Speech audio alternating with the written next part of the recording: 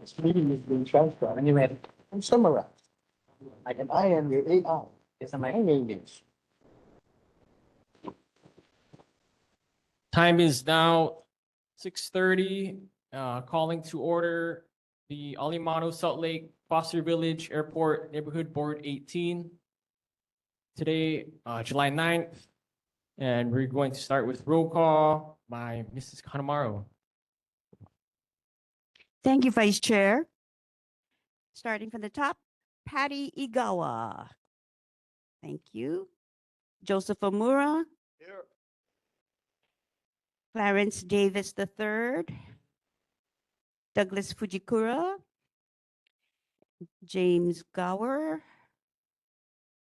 Myself, Chandra Kanemaru. We have 6 present, which makes a quorum. Thank you. Thank you, Ms. Kanemaru. Moving on to item number 2, public safety reports, Honolulu Fire Department. May come up to the mic. Thank you. I'm saying, whatever, not as a beautiful or whatever, it sounds like special factor. You should say the. Good afternoon. I'm Captain Ficini from the Honolulu Fire Station. I'll be presenting tonight. Thank you, board, for having us. The statistics that I'm going to provide represent the total number of incidents from the previous month in June. If you need any more details on incidents or related mapping information, please visit the fire response search tool on the HFD website. I think everybody gets an email and the list that I have here. You can also email HFD neighborhood board at honolulu.gov if you have further questions. As far as the incident statistics for June, as far as fires go, we had 1 structure fire, 2 wildland brush fires, 8 nuisance fires. We had 0 cooking fires. We had 4 activated alarms without any fire. As far as the total amount of emergencies that we had 90 medical emergencies. We had no motor vehicle collisions with a pedestrian. I think that's good news for the board. We had 3 motor vehicle crashes or collisions. We had 0 mountain rescues, 0 ocean rescues, and we had 1 hazardous materials incident. Let's see. Now I'll give my fire safety tip of the month. I know everybody's very excited to hear. Okay, so we're going to go over hiking safety. Let's see. Popular summer activities often include hiking our beautiful island trails. Here are some helpful tips to ensure you enjoy your adventure safely. Please plan ahead. Choose a trail that is within your skill and stamina level. Visit www.hawaiitrails.org for more information and official trails. Make sure you check the weather. Remember to factor in the rain, the wind, and the swell forecast if you're hiking. Stay on the trail, never leave the trail, and endanger yourself for a photo. So everybody knows these incidents where people go out trail, try to get pictures, they end up getting hurt very severely or even worse. So let's stay on the trail. Bring a buddy. Ensure everybody knows where you're going, what your plans are before you go hiking, and watch the time. Ensure that you have enough time to complete your hike and don't go too late in the afternoon. If there's any questions, I can try to help you answer. Yeah, here. Recognize Mr. Omura. Yeah, I have a question. You said 92 medical emergencies or 90 plus? 90 exactly. 90, okay. Yes. Of those, I know you can't do it this month, but in the future, can you break that down into like homeless emergencies and non-homeless emergencies? Because there seems, I know like in Salt Lake Shopping Center where I live, right across the street, I think there was this one guy that had like 4 or 5 calls just for himself, and it ups the numbers and stuff like that. And I was just wondering what effect is the homeless guys in our district affecting the numbers, kind of, you know what I mean? Thank you. That's a great question. I can't give you again In the numbers from future. last month, but I can say yes. Yeah. You know, we do have homeless emergencies just like you have everybody else. So it is part of our count. They're part of our community, right? So we do go to those emergencies as well. If you need further information on like the separation, I would advise you to email the neighborhood board at or nhb@honolulu.gov, and they'll be able to give you more information on the actual statistics on how many were homeless related versus how many weren't. Hmm. I hope that answers your question, Yeah, sure. Board Member Omura. Yep. Any other questions? Yeah, but I just had a question. We were discussing for the activation alarm systems, were they like unscheduled or scheduled, like for drills or whatnot? Is that the case why most of those go off without any like incidents or whatnot on it? That's a good question. We do have a lot of, they're considered nuisance alarms. Sometimes it can be weather, it can be dust, it can be a gecko, a roach, anything in the detector that can set it off. So a lot of things kind of make those, where there's no fires and there's alarm activation. Sometimes the alarm system is malfunctioning and it needs to be serviced. So there's a lot of reasons that could happen. And it does happen quite frequently in our high-rise area and as well as the industrial area and Mapunapuna, et cetera. Good question. Thank you. Yes, sir. Thank you. Any other questions? Any audience? Oh, sir, come to the microphone and be recognized. Thank you.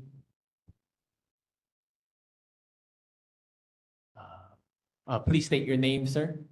Name is Keith Ridley. Thank you. Just a question for fire. On those 90 emergency calls, how many or approximately what percent are so-called frequent flyers?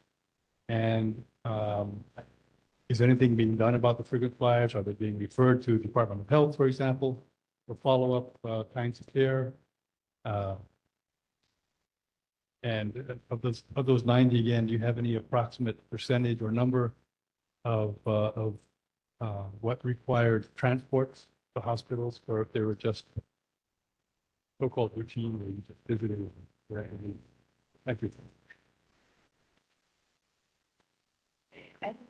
To answer that question a little bit, we do have frequent flyers. Sometimes those are patients that just need assistance getting, maybe they've fallen on the floor, maybe they need assistance getting out of bed. Sometimes there's care providers that are there, sometimes there isn't. If there isn't, they call for us, right, to help them out. So that's part of our job and we're happy to do it. So as far as percentages, I'm not sure what kind of percentages those are, but we do go to those calls and they do happen occasionally. Hope that answers the question. Any more questions, audience? All right, seeing none. Thank you, Captain. Thank you. Have a good evening.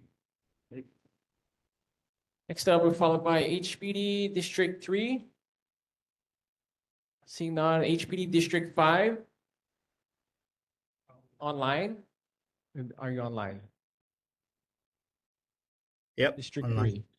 Okay.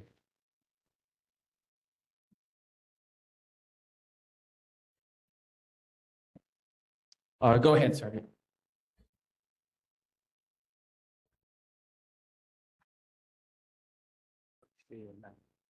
Hi, sorry. That's for me. I'm Sergeant Dadoy from District 5.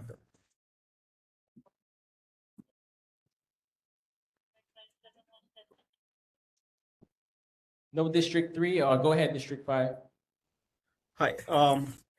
Good afternoon, board members and everybody in presence today. My name is Sergeant Dadoy from District 5 Night Watch. These are the stats for the month of June. We have aggravated assault, which is 1 compared to last month of 2. Auto thefts, we have 3 for this month compared to 1 last month. Burglary, we have 0 compared to 4, so good improvement. For robberies, we also had 0, which was also the same for May. Sex assault cases, we have 0 compared to 2 last month. Regular assaults, we have 4 rather than 0 from May. Theft, which includes like pickpockets, theft from vehicles and all that stuff, bikes, other theft, shoplifting. We have 3 compared to 4 last month. UMVs, which is the breaking in of vehicles, we have 2 in June compared to 0. Total calls of service in June was 495 compared to 515 in May. And that is the stats. Any questions? Thank you, Sergeant. Any questions from the audience? Any questions from the board? Okay, seeing none. Thank you, Sergeant. Good day. Thank you. Moving on to, okay, item 3, election of officers to serve from July 9th, 2026 to June 30th, 2027. Roles open include chair, vice chair, secretary, treasurer, and any other officer the board determines it needs to conduct its business. At this time, is there any nominations for chair?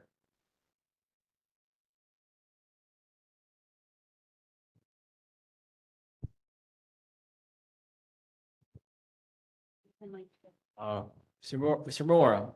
Yeah. Can I nominate Clarence for president?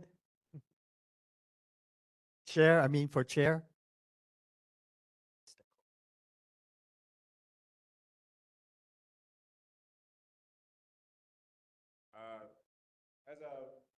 getting ready to go on a year with the neighborhood board, really that's a big task for me right now. I might have to pass on this one, but I do look in the future for that. But I still want to get some more traction while on the board. And still be supportive to the neighborhood as well. So I might have to pass on that one, but I do want to seek other positions that's on the board. Okay, okay, Mrs. Kanemaru? Yes, I nominate presently Vice Chair James Gower to take over as chair. I second that. Okay, at this time, I will accept nomination as chair. Accept. Any other nominations at this time?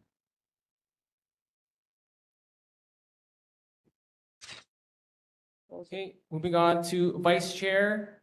Are we going to vote first? Oh, vote. Let's call for the vote. Any opposed? Oh, you do. Okay, Mr. Bagoy. Clarence. Will be James, yeah. Voting for James. Yes. For president. So say Gower or James.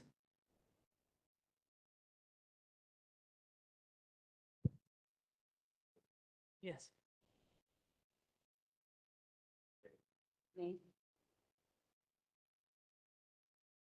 Douglas. Yes. Patty Gawa. Yes. Chandra Kanemaru. Yes. Joe Mura. Yes. James Gower. Okay. It's 5-1. 5-1-0. So you actually will be the chair. Passed. Thank you, Mr. Bagoy. Moving on to vice chair. Any nominations at this time? I nominate Doug Fujikura. I second. Any other nominations? I also agree. Yay for me.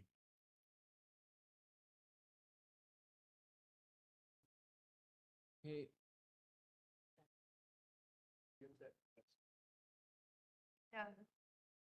Call for the question. Call for vote. Clarence.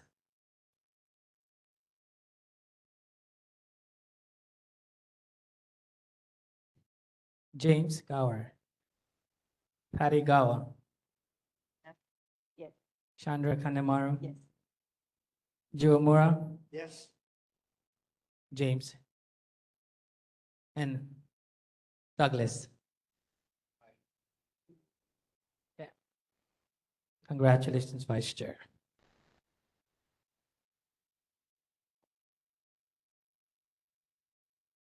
Okay, the ayes have it. Moving on to secretary. Any nominations for secretary? And nominate Chandra Kanemaru for secretary. You're good at it, that one. You're the best. That's right. Let's call for the question. I'll call for the vote. Clarence, Thank you. Douglas, James, Patty. Yep. Joe, Yes. and Chandra. Thank you. Okay, the ayes have it. Congratulations, Mrs. Kanemaru. Moving on to treasurer. Any nominations for treasurer? Okay, looks like we have a self-nomination by Mr. Davis. Okay, any seconds? Any other nominations? Okay, let's call for the vote. Call for vote. Douglas, James, Patty, Yes. Yep. Chandra, Yes. Joe, Yes. and Clarence. Six, and congratulations. All right, at this time, there's 4 roles filled. Is any other roles that the board determines it needs to conduct its business, either parliamentarian, sergeant at arms, or timekeeper?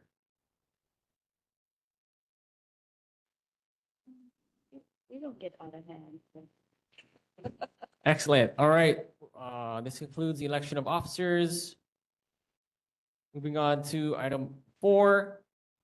Mrs. Chandra will present the Neighborhood Board Warrior Award. Mrs. Chandra? Thank you very much, Chair.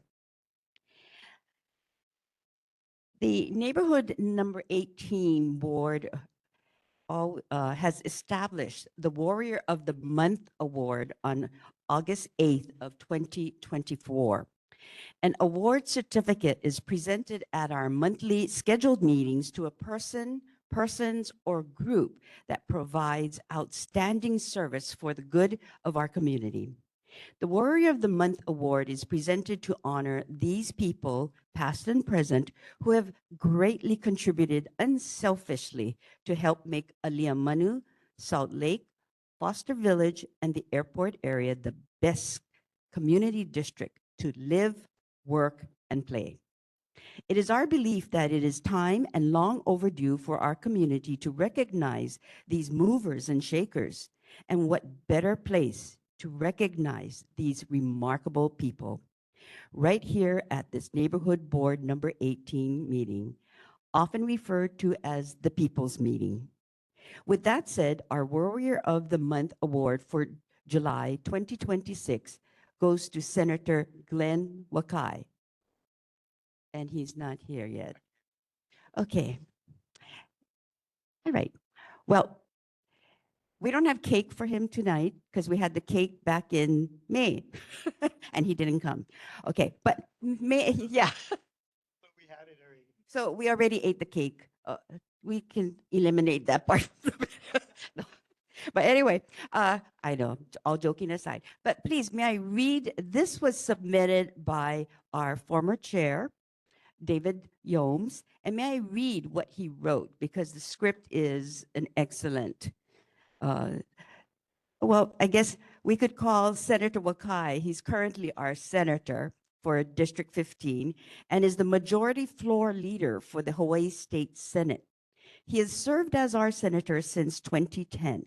He previously served in the State House of Representatives from 2002 to 2010 for our District 31. His outstanding public service and commitment for almost 25 years speaks volumes as to his dedication to the community. Senator Wakai continues to be a warrior for his constituents. He consistently fights the good fight for the people. He has done so much through the years for the community he represents. The senator's innovative thinking and willingness to push the envelope have driven impactful legislative achievements, including his leadership in advancing measures to strengthen Hawaii's electric grid, improve energy reliability and affordability, along with supporting the responsible redevelopment efforts of the Aloha Stadium District. Through his work in the Hawaii State Senate, he has championed forward-thinking policies that position our state to be more sustainable and resilient, such as exploring other energy options like geothermal, solar, and hydropower. He has digitized the state agricultural forums at the airport, saving the state thousands of dollars. He was the first senator in Hawaii promoting remote testimony of hearings, even before COVID struck. The hope was to bring more transparency and accountability to the Capitol. Now, all hearings are streamed live and archived for the public to see. Another aspect, most recent, Amazon shipping. Senator Wakai spearheaded a partnership with Amazon when he learned that some of their air cargo planes were flying back to the mainland empty. Now, because of his efforts, local Hawaii products are reaching the mainland faster and cheaper. This is, sorry about that, page sticking. This is a game changer for Hawaii businesses, bypassing slow and expensive water freight options. The next one is Aloha Stadium. Senator Wakai has been the point person for the new Aloha Stadium and a new Aloha Stadium Entertainment District development called the NASED, NASED as we call it. When it is all said and done, Senator Wakai and developer Stanford Carr should have something named after them once it is built. Both are the major players and the front persons for this project.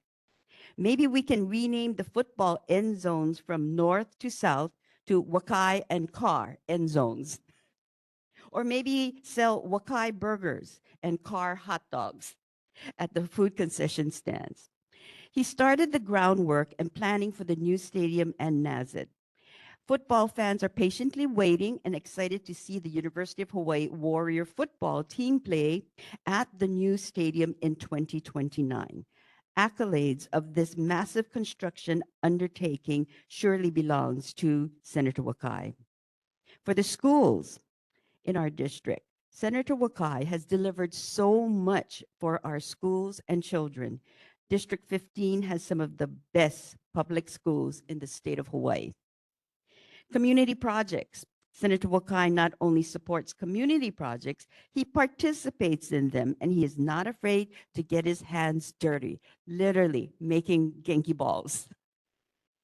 The senator recognizes Hawaii's unique cultural, environmental, and economic strengths, and he champions them as vital assets that drive innovation and opportunity.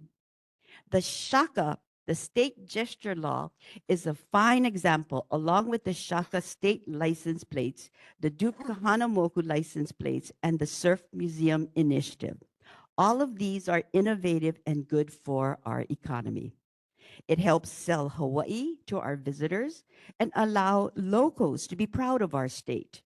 Our senator played major roles in these projects.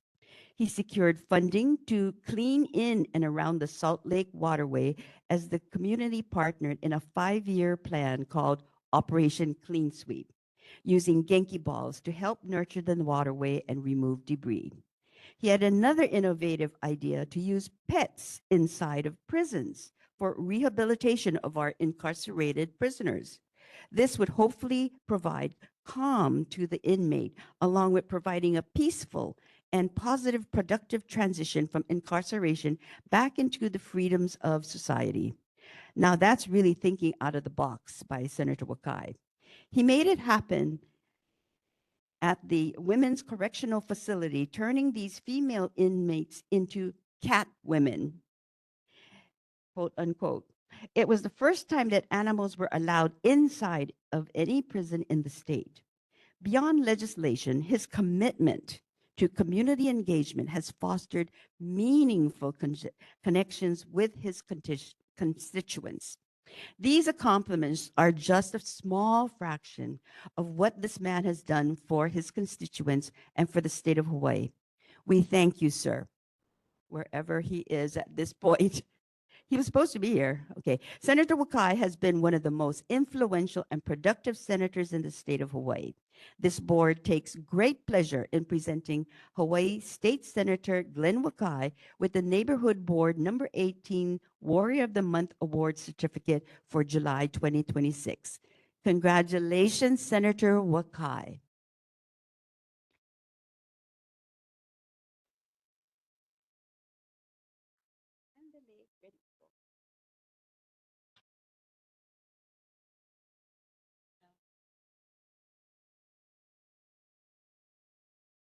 Thank you, Mrs. Chandra Kanamaro, for that presentation. Just on a side note, I do remember Mr. Wakai when I was back at Mauna Loa High School. He came to our sports banquet at the time, and I really looked up to him, and just so proud of the work he's done for the state. Okay, moving on to item number 5, community events, concerns, updates, starting with A, Salt Lake Waterway. Thank you. Everybody's getting tired of hearing me already, but that's okay. All right. Okay, Operation Clean Sweep. We have set our next project. We had a bit of a delay, with this year's 2026 schedule due to the Kona lows, and then we had bad weather after that. We had to cancel neighborhood board meetings and all of that, throughout the state. But we decided that we're going to still do our Operation Clean Sweep, and that is our 5-year commitment that we're doing, and this is our 3rd year that we're doing it. So anyway, to make a long story short on this, the Operation Clean Sweep, we're doing it in August. So August 15th, 2026, from 11 to 3, the location. So I do have some flyers over there. So you can, if not, ask me for email, and I can send all the information to you directly. But it's going to be at the Salt Lake Waterway. Community cleanup is going to be at the entrance of the Honolulu Country Club. Now, this is finally, they actually own the Salt Lake Waterway, just for FYI.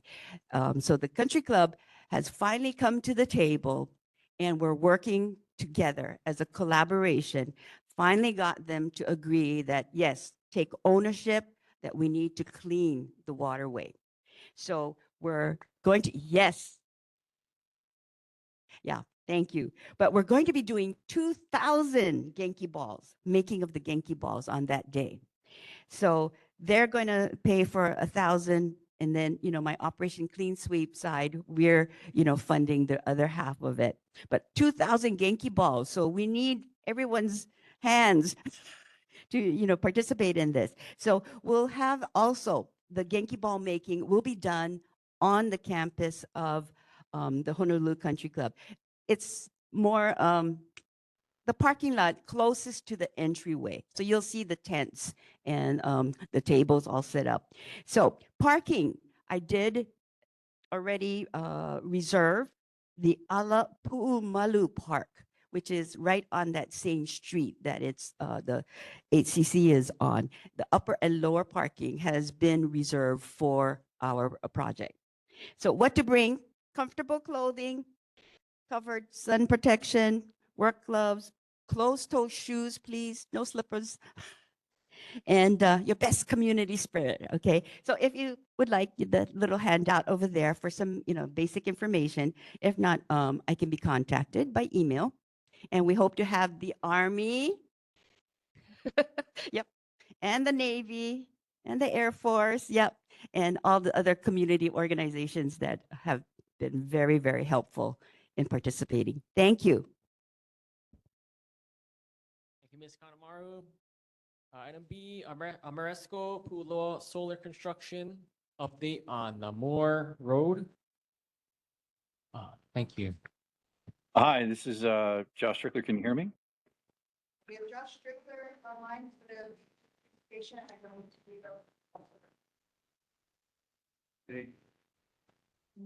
Hi, can you hear me? Hello? Yeah. Oh, can't say. Sorry, I couldn't be there in person. I have a family event tonight that I had to go to. So thank you for let me join by video. So I wanted to start out by saying thank you to the board for the letter of support that you drafted for us and sent to the Public Utilities Commission. I wanted to let you know that the PUC did approve our PPA application in June. So that's a great big, it's a huge step forward in the whole process of developing this project. A couple of updates on what's going on out at the site. For those of you that have driven by recently, you'll see that we've been doing a little bit of grading work out there, and we've started installing the foundations for the racking. We had a blessing, a Hawaiian blessing earlier this week, and Makahu did a great job talking about the whole Ahupua'a and the shark racing that used to go on in Pearl Harbor, and you know, taught us a lot about the area that we're that's being provided to us. So thank you very much. That was a great event. Coming up, we're going to start with the demo work starting next week. We just got approval from the Navy to start taking down the warehouses and the telephone poles that you'll see that are inside the site. So this Saturday, the Navy is going to go out and cut the power to everything. And then starting on Monday, we'll start taking down the poles and the buildings out at the site. And then from there, yeah, you'll just see us, you know, kind of plugging along. We are still on track to complete the project by November of 27. We've ordered a lot of the equipment, so you should see an uptick in activity. But if there's any concerns or complaints, feel free to reach out to us on our Kualoa Solar website. There's a common area there, I believe, and then you can also, there's an email address on there. So that's all I've got. I just want to say thank you to the board for your support on this project, and we look forward to making it a success with you in the future. Thank you, Josh. Can I just say a few more items? Just to rest assured that the parking for the construction workers is on site, so it's not going to impact the community or the roads in the community at all. There's a laydown area also on site, so that won't impact. We do have a noise permit. The construction will only be conducted Monday through Friday, 7 to 5 during working hours. And we will be, once the project goes online in late 2027, then we will also be offering a formal community benefits package to the community. We welcome any input that will be provided to the community for 25 years during the length of the contract. So we look forward with partnering with the community. And as Josh indicated, if you have any questions or comments or concerns, you can email us at info@pu'uloasolar.com, or there's also a place on the website, pu'uloasolar.com, where you can input any of that. Thank you. Thank you. Any questions or comments for Amoresco? Audience, board members? All right, none. Thank you. Moving on to C, Neighborhood Commission updates by Mr. Larry Beret, Vice Chair. I believe he's Pearl City, if he's online.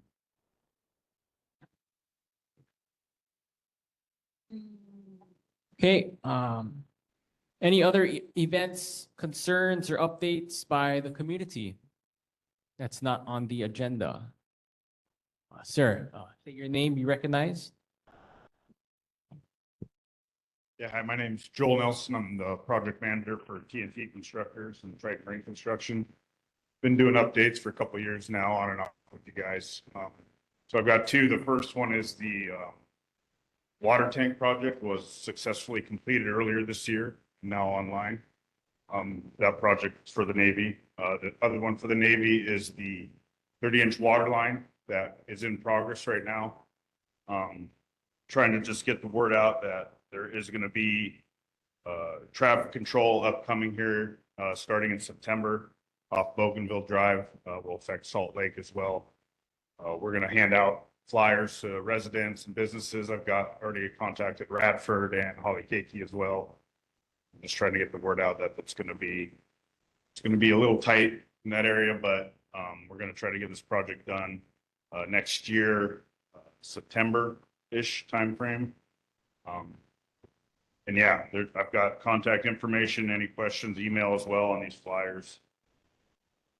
And as we get closer to when this is actually going to kick off into the road, I'll get more updates to the community and board. Thank you. Any questions from the audience? Our board members? Seeing none, thank you. Any other events or concerns from the community? That's not on the agenda. Now is Aloha, the Chair. time. Oh, online? Yes. Okay, go Aloha. ahead. Please state your name to be recognized. Aloha, Chair, and members of the community. My name is Francie Whitfield. I am the Community Co-Chair for the Restoration Advisory Board for the Pearl Harbor Hickam Kalailua area. And I just want to announce that our next board meeting is on Wednesday, September 9. And we are currently recruiting for new RAB members. We have, I believe, because some of our existing board members are up for renewing. We have about, I think it's 14 vacancies that we'll need to fill out of the 20 vacancies that we can have at the most on our board. The deadline to apply is 3 weeks prior to our September meeting, which would be August 19, which is Statehood Day. We have our application and information about the Pearl Harbor Hickam Kalailua Restoration Advisory Board on the Red Hill Environmental Remediation Navy website. It's HILLERN.com,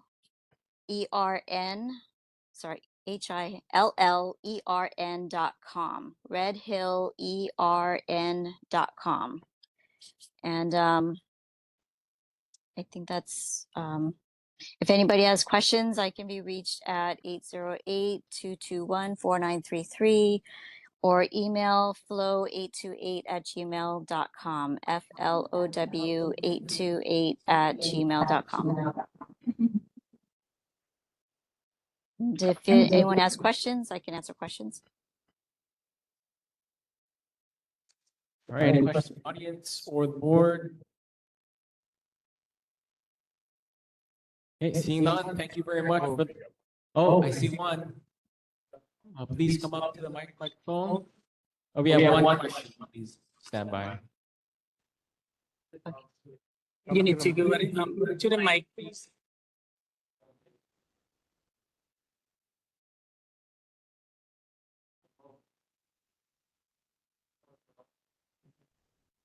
Speaking to the mic. Thank you.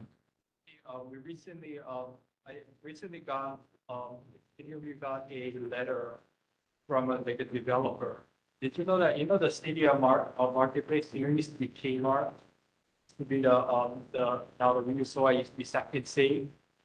We have buyers saying that there's a development coming there very soon, like they're. Oh, excuse me.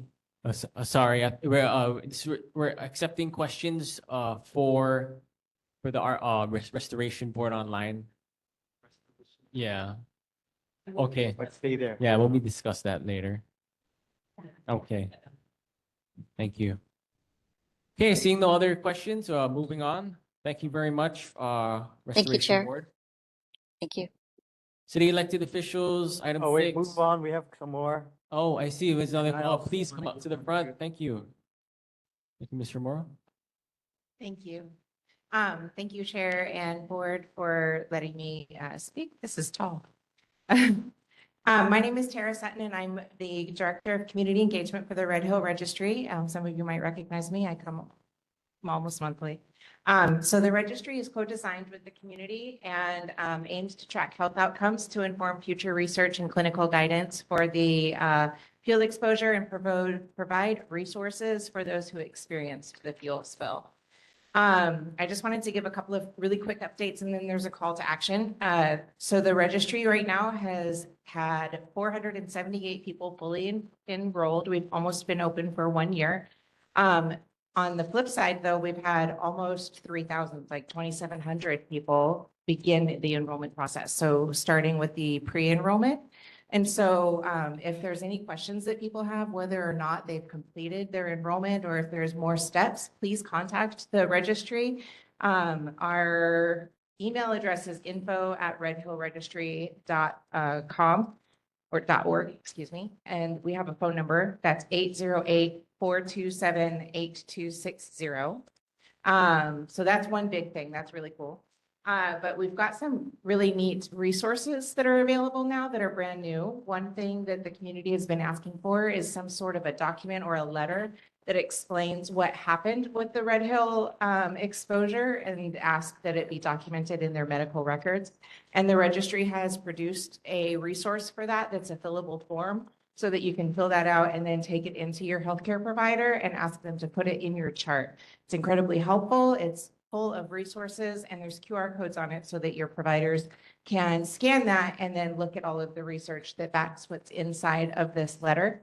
And all of those resources and the letter are available on our website if you want to review them. Our website is redhillregistry.org. We've also got new fact sheets that are up on our website. I think we have 7 published now. We're cruising along. We also have, this is outside of the registry, but the NASM, National Academies of Sciences, Engineering, and Math, published their report about clinical guidance and care for the community that has been affected. That's a really good read, 300 fun, exciting pages. Also, the registry, something big that we're doing is we are expanding our education program and we're reaching healthcare providers. So healthcare providers, whether you're a nurse or a brain surgeon, everything in between, you are required to continue your education with so many credits per year in order to maintain your license. The Red Hill Registry has developed an accredited program that we can deliver 1-hour course for healthcare providers. We've done grand rounds at Āliamanu. We've also delivered at medical conferences, but tomorrow I'll be presenting with a couple of healthcare providers to doctors nationally about the Red Hill exposure, known health effects, and how to refer patients to the registry so that we can continue documenting these stories.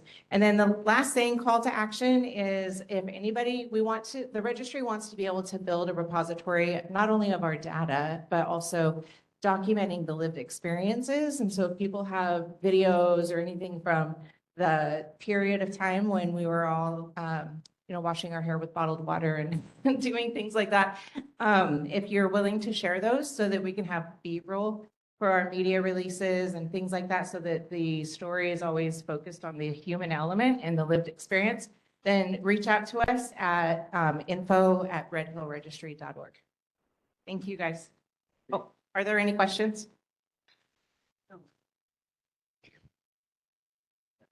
Board member Mora. Thank Okay, you. not for you. This is a totally separate thing. I wanted to make an announcement that this is for the community. I'm in charge on my committee for transportation, so I just want to make the announcement. If you guys catch the bus, all bus fares have gone up, and you have to have the exact change when you ride the bus. So this is just the adults. It went up from $3 to $3.25. And you have to have the exact change. If you don't have the exact change, it goes up to $4 for you. So I just want to make that announcement. This could be a huge price increase for you. So make sure you have the exact change. It went up for everybody across the board, the bus fares. I don't have that information right now. I was kind of busy at work, so I got it in my office, but I had to make that announcement. So check with the city, or when you ride the buses, they normally have the bus schedules and so forth. They'll have that announcement. Or you can call up the bus, I think it's 848-5000 or something like that. And, or you can go to the bus office on Middle Street and during the daytime, and they'll also explain to you. The monthly passes has all gone up as well. And for some people, it's significant. For others, it's minors, but everybody's interpretation is different. So just want to make that announcement. I know a lot of us catch the bus, so the prices have gone up, and they've gone through. I don't think we had a couple meetings prior last year where they were thinking about upping the the bus fares. However, I don't think there was any follow-up meeting on that, so it was a kind of surprise for me when they announced that as well. So that was a kind of quick thing that came out, and but just one again. That's it. Thank you. Thank you, Mr. Mora, for the community concern. Any other community concerns? All right, seeing none, we're moving on to item 6, city elected officials, Mayor Rick Blangiardi's office. Chair. Ah, I will see it. Mayor Rick Aloha. Blangiardi's office. Ah, Yes, aloha mai Hi, Miss. kakou. Chair, board, members of the community. My name is Jennifer Santos. I'm the Executive Director of the Mayor's Office of Culture and the Arts. And I am happy to be here on behalf of Mayor to provide updates. Some highlights from Mayor's newsletter. Coordinated efforts are underway to strengthen community disaster preparedness. Former Smithsonian National Zoo Director has been added to the Department of Enterprise Services to lead the Honolulu Zoo. Leadership change in the Managing Director's office. Cleaner Waikiki starts with new enclosed trash receptacles. Major infrastructure improvements underway in Kailua. And travel and leisure places Honolulu in the top tier of U.S. public transportation systems. The July 2026 edition of the Mayor's newsletter can be found online at honolulu.gov/mayor/newsletter. And in addition, I do have an update from the Department of Transportation Services. Lower speed limits in school zones. The Honolulu Department of Transportation Services is lowering speed limits in school zones across Oahu to improve roadway safety as legislated by City Council Ordinance 24-32. Posted speed limits on city and county of Honolulu roadways that border a school will be changed from 25 miles per hour when children are present to 20 miles per hour between the hours of 6 a.m. and 6 p.m. on school days only. In addition to the new speed limit signs, the city will be installing and replacing school zone signage within 1,000 feet of the school that is missing, faded, or does not meet current federal standards. If you have any questions or concerns, you're welcome to email cchsrts@honolulu.gov. Mahalo. Questions or comments?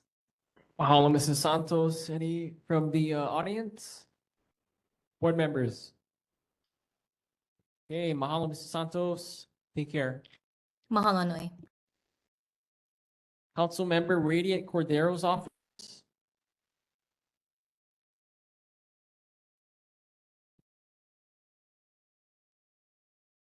Good evening, Chair Gower, members of the board, and yes, I'm Robert Soccer with Councilmember Cordero's office.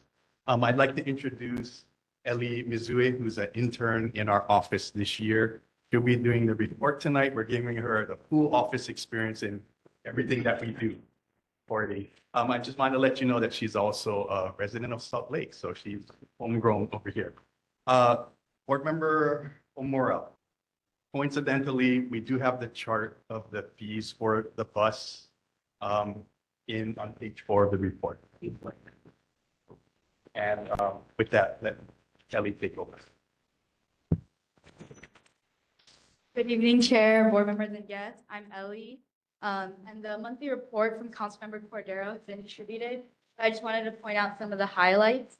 So on Friday, July 31st, from noon to 4 p.m., Parents and Children Together and some other organizations are holding the Summer Bash 2026 at the Makalapa Neighborhood Park. And the Summer Bash is a free family event that has various activities and refreshments, as well as back to school resources. So if you have any questions, you can call the phone number listed there, which is 808-488-6705. And then regarding some of the community concerns, we received some concerns about the speeding on Likini Street, especially when the traffic was detoured for the Salt Lake Boulevard widening project. and we reported the matter to the Department of Design and Construction and also to the contracting company. And we received updates that the detours have finished. And the project, their portion of the project will be completed by the end of August. However, there's some future phases as well. And then on pages 2 and 3, there's a list of appropriations for projects and programs in District 7. So you'll be happy to know that Councilmember Cordero was able to include funding of $150,000 for the dog park at Keiki Lagoon, which was a priority for the board and is a priority for the board. And then with summer here, Trees for Honolulu's Future is reminding us of the importance of trees for mitigating heat here on the island, especially with rising temperatures. And so the organization is accepting requests for free trees in front of your planter strips or in any location that you think trees could be of use.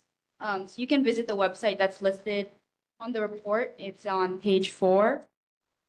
And then on page 5, we just have a little bit about scams, to be aware of some scams and other phishing kind of scams. So Department of Planning and Permitting is warning people of public about fake inspections, notices, emails, and violations from people who are claiming to be DPP officials. There's additional information in the report, but if you get contacted by someone claiming to be a DPP official, you should ask their city-issued ID badge and even write down the individual's name. You can request their phone number or the phone number of their supervisor. And you can always feel free to contact DPP directly at 808-768-8000 to verify that individual's identity and the purpose before you give them or provide them any information. And that's the end of the highlights, but if you have any questions, Robert is also here to take them. Thank you. Good job.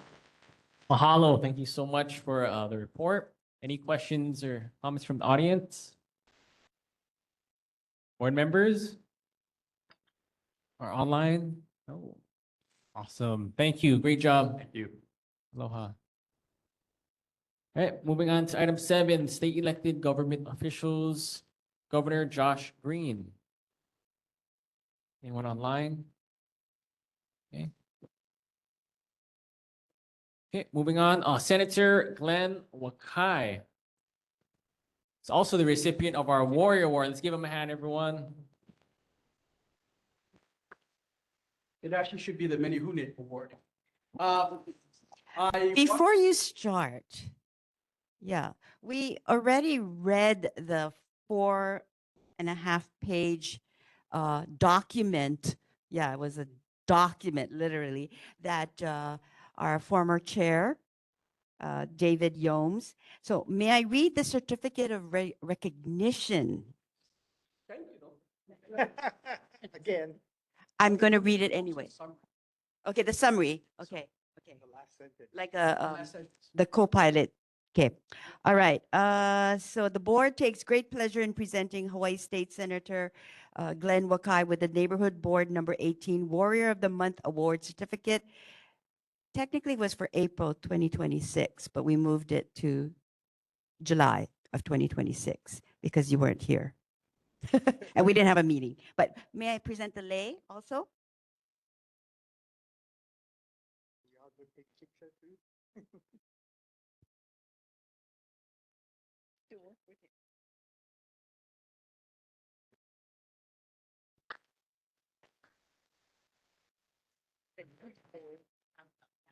I've been in office for 24 years, and it's the first time I've got a Warrior of the Month. So thank you for that acknowledgement. But just speaking a little bit about the Warrior of the Month, I mean, I'm so lucky to be working with a great team of individuals in this community. No community is perfect. If it was, you wouldn't need people like me. And so I'm lucky that we had Garner Shimizu, who was just here, Linda Ichiyama, working together. Before that, we had Aaron Johansson. This is an awesome team. And I'm probably the guy with the loudest mouth amongst the group. Also, Radiant Cordero. I'm over there like holding the military accountable when they dropped that 27,000 gallons of jet fuel in our aquifer, making sure that they clean it up and take responsibility for that. When there was talk about, forget a stadium, let's just build 40,000 affordable housing units. I fought that to make sure that we don't live in the shadow of a ghetto in this neighborhood. So, things are moving. We're going to create the most dynamic, the most exciting, the most desired livable community in Hawaii right down the road. And so, although I really appreciate this acknowledgement, it's really a team effort. And this community, I think, is lucky to have lawmakers that actually not only work together, but we actually like each other. And so the community benefits from that collaboration. Going into my newsletter, we're in the midst of RIMPAC.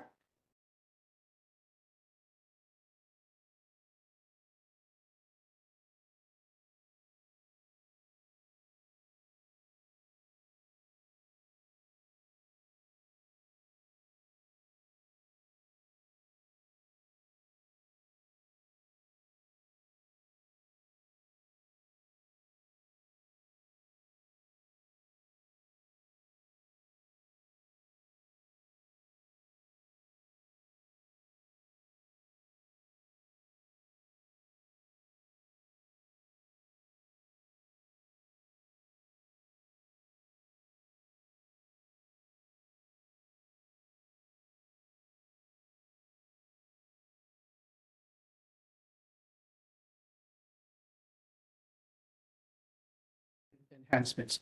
I want to talk briefly a little bit about. Oh, should I talk slower? AI. Last week I came back from a trip to Japan and Taiwan, and I was there on state business. I think many of us are fans of University of Hawaii athletics, but we know that in this day and age, unfortunately, we gotta pay athletes, right? They're not gonna come to Hawaii because it's beautiful and they have a great coach. They're gonna come because they're gonna get paid. And that's the reality that athletics exists in today. There was an effort at the state capitol to use $5 million of your tax money to pay these guys. I think that's an absurd, ridiculous idea when these guys are going to use Hawaii as a stepping stone to someplace else. They're going to go to Tennessee. They're going to go to Alabama. I don't think that's a wise use of taxpayers' money to pay these kids to throw a ball or hit a ball. So I've convinced the University of Hawaii that we're going to do something different in Hawaii than the other 360 D1 programs in America. We're going to go to Asia.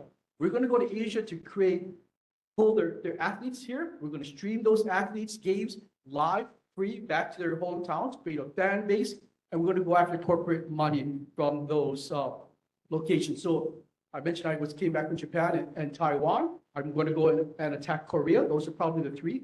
Also in Oceania, in Australia, we're going to go get hopefully, not rugby players, but football players for the state. But we created a really good relationship with those in the athletic worlds in both Japan and Taiwan. We're looking for baseball players mainly, but also volleyball players, soccer players, fantastic golfers in Asia, all of which are going to be additive to our efforts to really go after money from Asia to fund a competitive college football landscape. So I think that's a novel idea. No other university in America is paying attention to Asia and putting forth momentum. And I think that this is going to pay off for all of us here in Hawaii, and mostly for the athletes and the University of Hawaii being competitive in the future. So that's my report. Thank you, Mr. Kwai. Any comments, questions from the audience? Online? Board members? Awesome. Thank you, Mr. Mackay. Appreciate you. Moving on to House Representative Linda Ichiyama.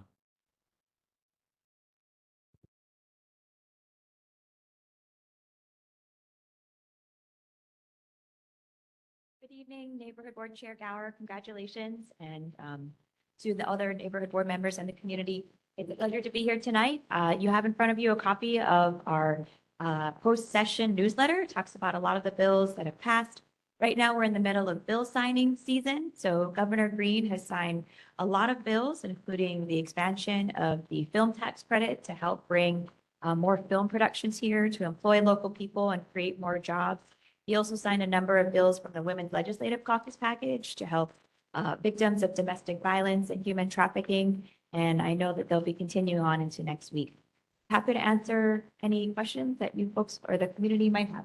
And congratulations also to Senator Mackay on his well-deserved Warrior of the Month. Thank you. Ms. Ichiyama, any questions, comments from the audience? All right, board members. Oh, roger that. Thank you so much. Thank you. House Representative Garner Shimizu. Hello, Chair. Congratulations, new board members, new chair, new vice chair, members of the community, Representative Garner Shimizu here. Great job, Ellie. If you want to continue your internship at my office, I'd be welcome to have you. I know. Steve Worker. You're When very she's good. finished, when she's finished. Of course. And Senator Wakai, always out of the box. I'm just going to be reporting on just constituent concerns, which are nuts and bolts of the community. As you can see, I got shorts and walking shoes. I've been walking the district. And some of the things that have been coming up, especially in Foster Village and Āliamanu, has been feral chicken problems. As we know, the city does have a program regarding feral chicken problems. But I'm trying to communicate with the city if they can up their programs, because right now it seems to a lot of residents that these programs are inefficient.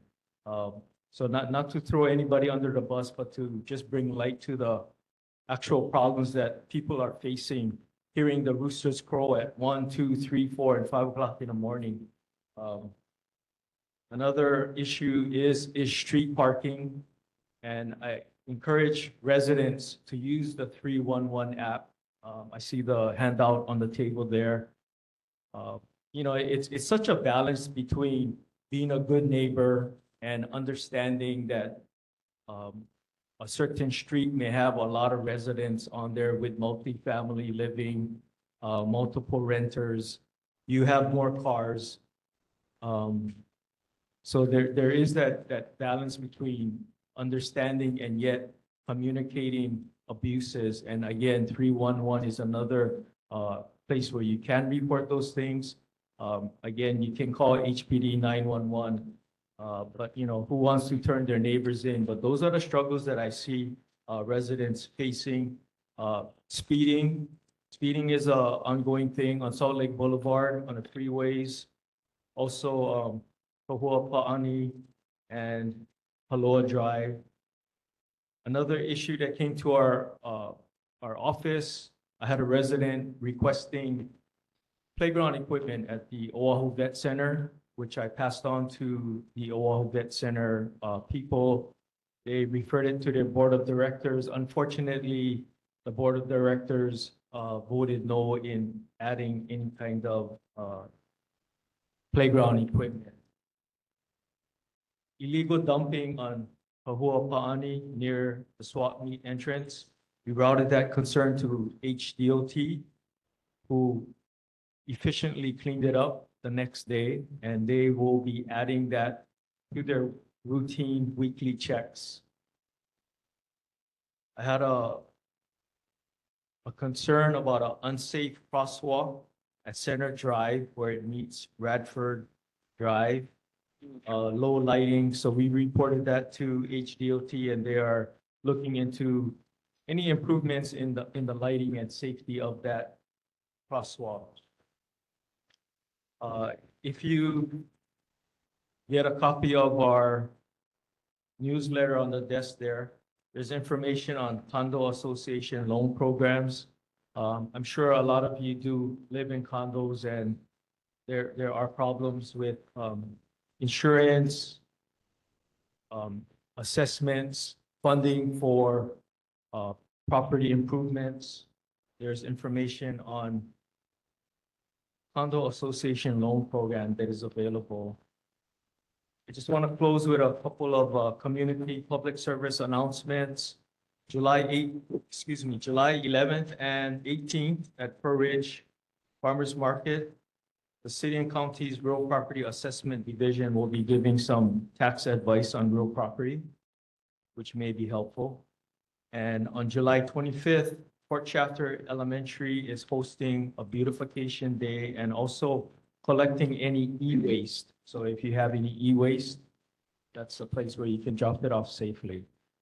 Thank you for your attention. I'm open for any questions. Any online or from the audience? Board members, questions, comments? Awesome. Thank you, Mr. Shimizu. Thank you. Have a good night. Okay, moving on to item 8, community agency updates. At first, Aloha Stadium.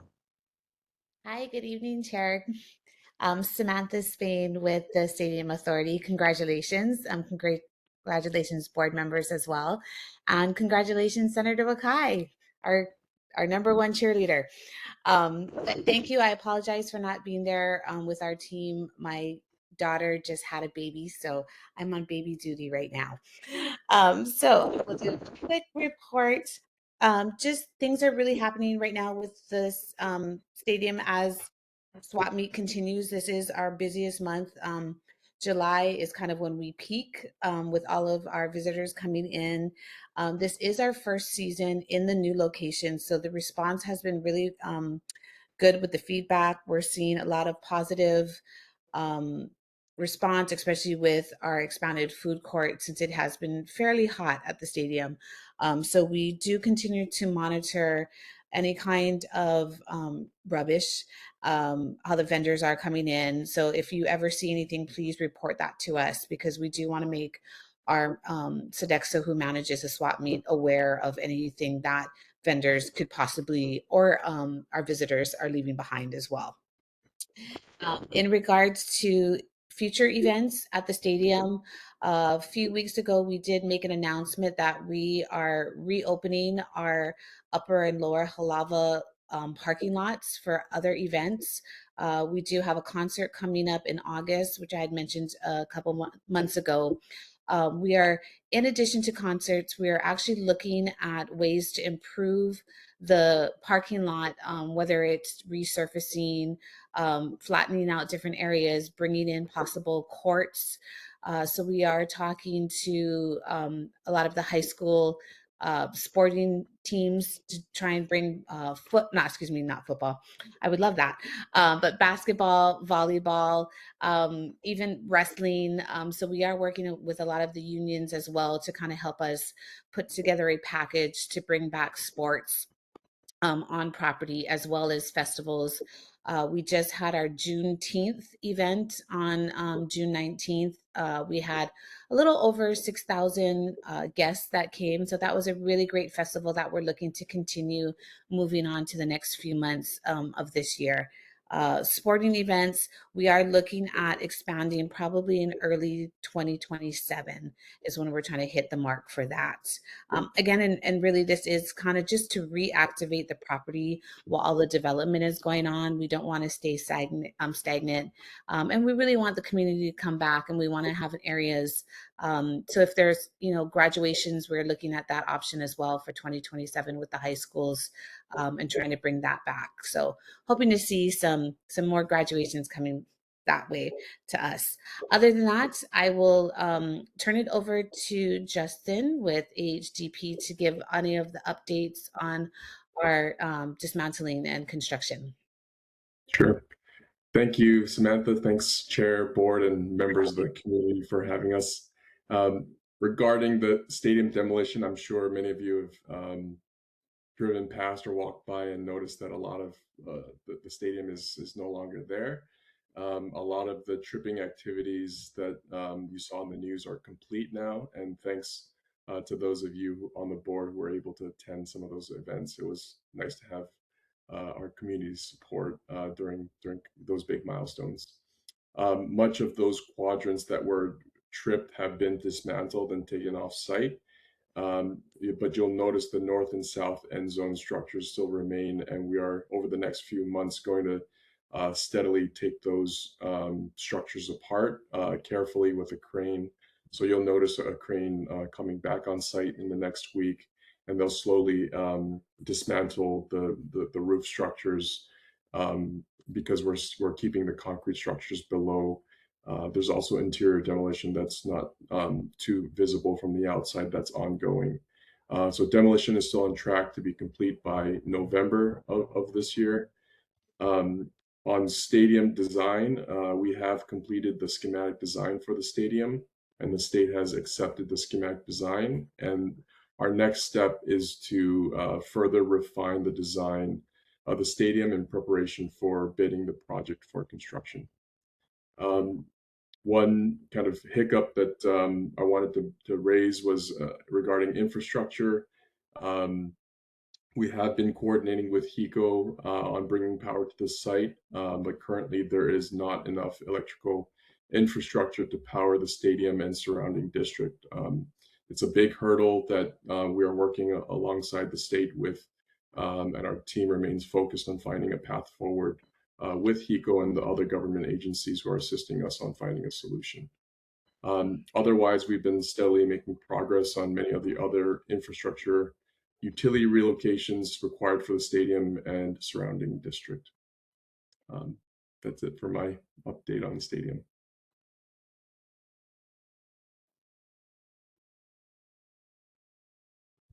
If there's any questions for me or Samantha, happy to answer. Thank you. Are there any questions from the community online? Board members? Okay, thank you very much. And hi, Chris.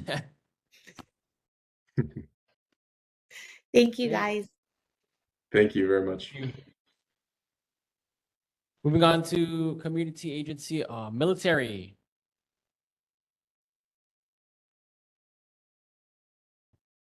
Army. Thank you. Good evening, Chair, Vice Chair, members of the board. Congratulations on your election as the officer. So a couple of things tonight, not too much. Upcoming job fair, one July 21st at the AMR gym, right there, kind of down by the chapel. And another one August 24th up at HMR in the training room up at HMR. Beginning at 8:30 and ending at 2. These are open to the public. There'll be job offers, and provisional hiring the day of the job fair. It's the normal ones I've said over the last couple of months of business opportunities and things like golf, bowling, food services, child youth services, and then CDC are kind of the jobs they're hiring for right now across the Army installations. And then finally, the U.S. Army Garrison published the July training advisory for Oahu on July 1st. I put several copies of it in the back. They're almost exclusively up in the Schofield Barracks area, so not really any impacts down in this neck of the woods. And I also left a copy of both the neighborhood board talking points and the training release on the back if anybody wants a copy. So pending any questions, that's all I got from the Army side. Okay, any questions from the audience? Ah, yes. Mr. Shimizu. You know, as a state representative, our district abuts Army property, Tripura Hospital, Fort Chafter, and we have various constituent concerns. We work with the POC, and sometimes I understand that, you know, things go uphill, and we're working with a liaison who is limited in authority, but it is frustrating as a state representative having to answer to constituents that we don't seem to get good communication. And I just like to put that out there that I'm not sure. I'm just using this opportunity to voice that concern because it is frustrating when we can't get answers. So if you could help us, I would appreciate that. And thank you, sir. The Garrison does have a community relations email that constituents can reach out to. It's both on this and it is, hold on, I gotta find it. usag.hawaii.comrel@army.mil. And that goes to the Garrison Community Relations Team. And they click those issues. Yep. Okay. Thank you. Any other questions from the audience? Concerns? Okay. Is it related to the Army? Military? Okay, come up to the microphone, be recognized.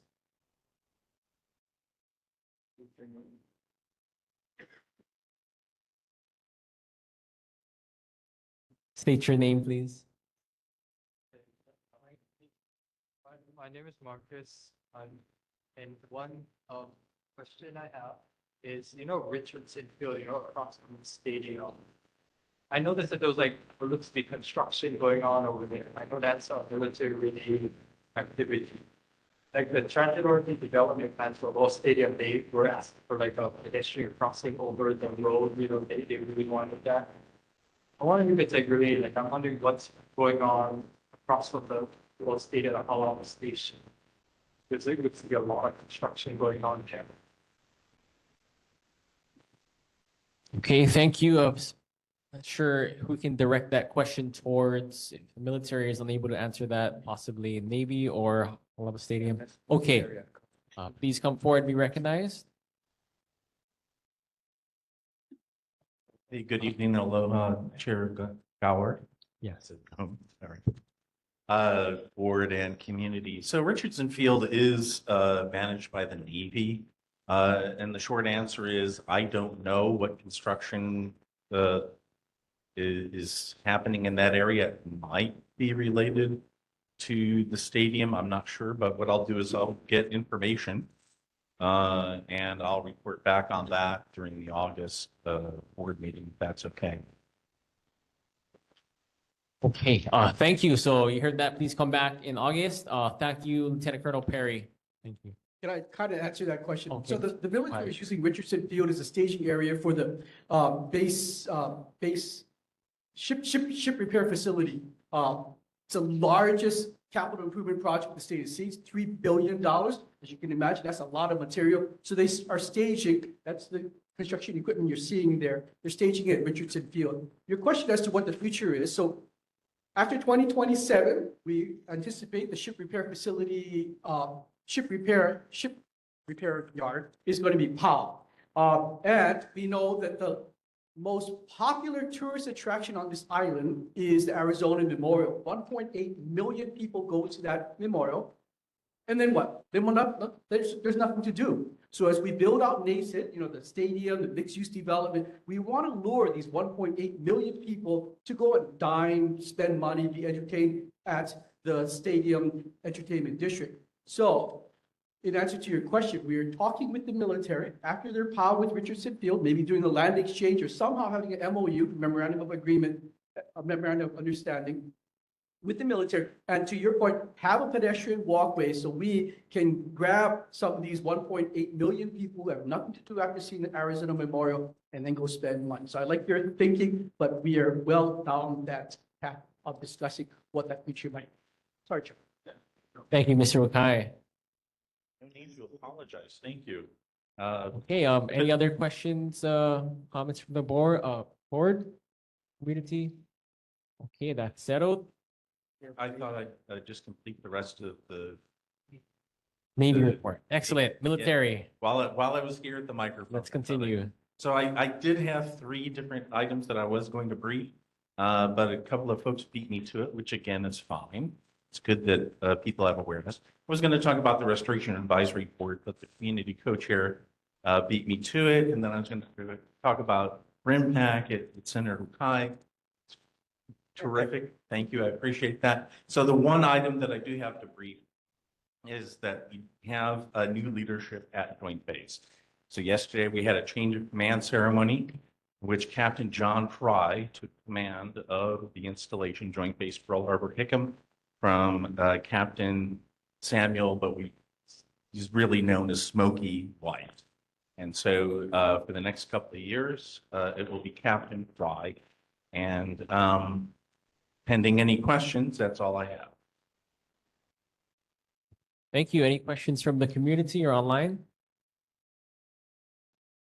Board members? All right, seeing none. Thank you very much. Board of Water Supply, you're up.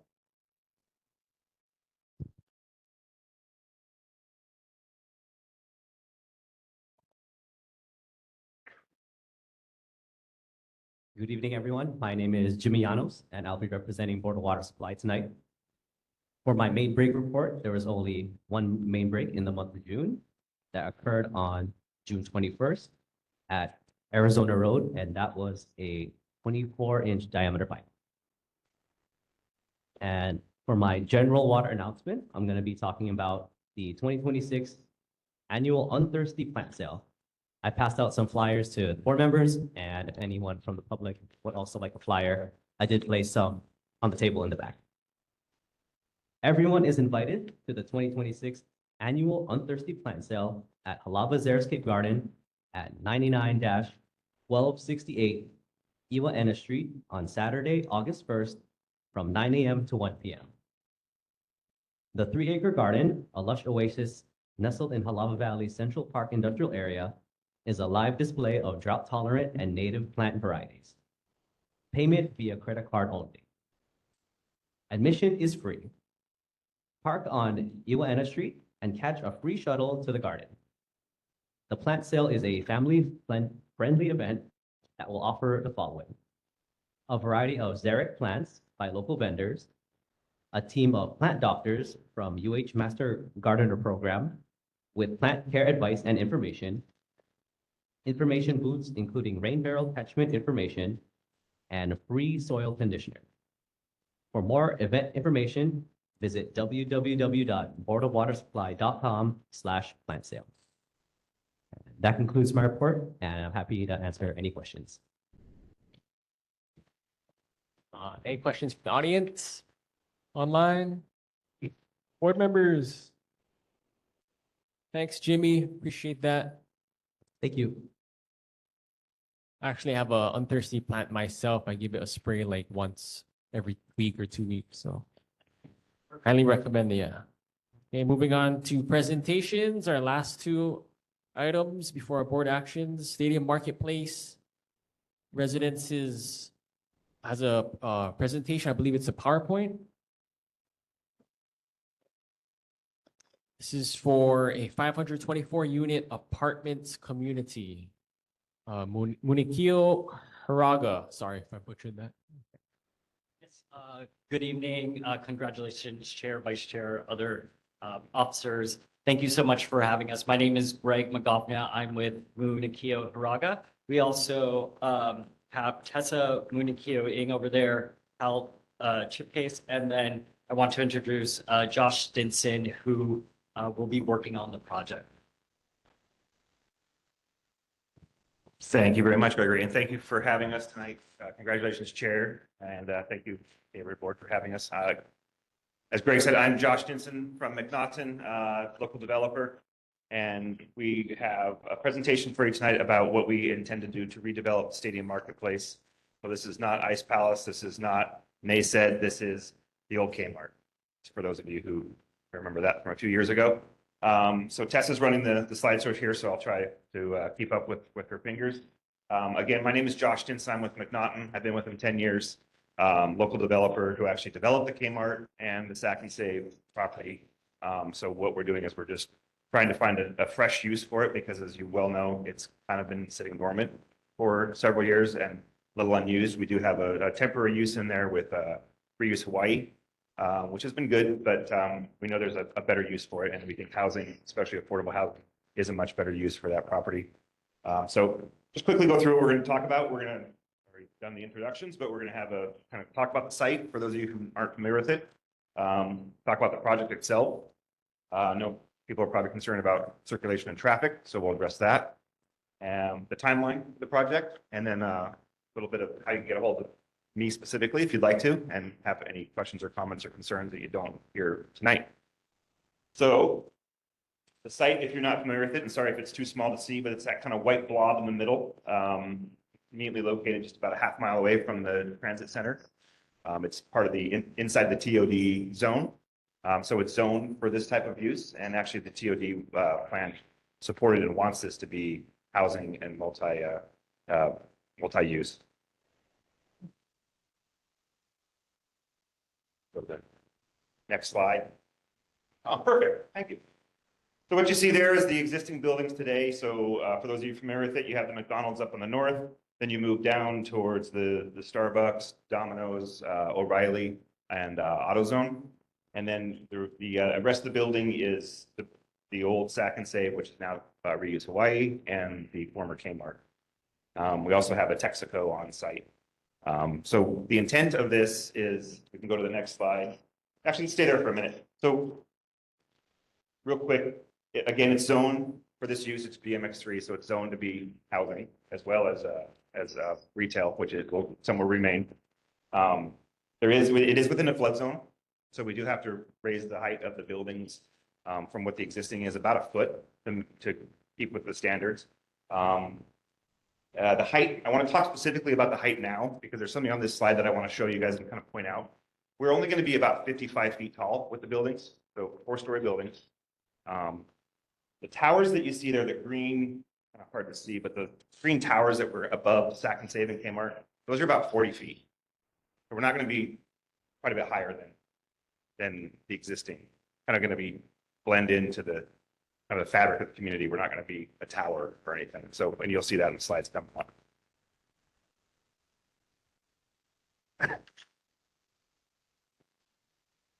So real quick, I think you heard it in the introduction. It's about a 520 to 525 unit project that we're proposing. It's for rent. In case I didn't say that, I think I always miss that.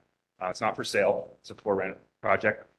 It'll have a mix of studios, 1, 2, and 3 bedrooms. We have amenities, clubhouse for the residents to use, a fitness center, dog park. We'll have barbecue areas, kids play areas. My daughter had a pretty good idea. She said there needs to be a room where kids can get to know each other. So I think she's got a better future as a designer than I do. This will be processed through a 201H application through the state, which mostly we're not using state funds or any LIHTC funds, but it's mostly so we can have some fees from the city waive, like building department fees. We'll try for water fees, although Board of Water Supply isn't giving out as much as we'd like. They will be affordable. 60% of the units will be under 140 AMI for 30 years. So there will be affordable units in the project. Again, I mentioned the building height's about 52 feet. We're still kind of playing with the total height between 52 and 57 feet. Again, 4 stories. We will have elevators in them because I don't want to lug a couch up 3 stories.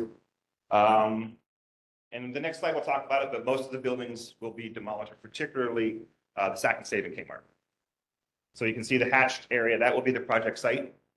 The buildings containing the Starbucks and the auto parts stores, that will remain, as will the Texaco and the McDonald's. Those will all stay. So to kind of give a look of what the site will look like, it'll be about 1 big building towards the stream, 2 horseshoe-shaped buildings in the center courtyard, and then another building towards the Texaco.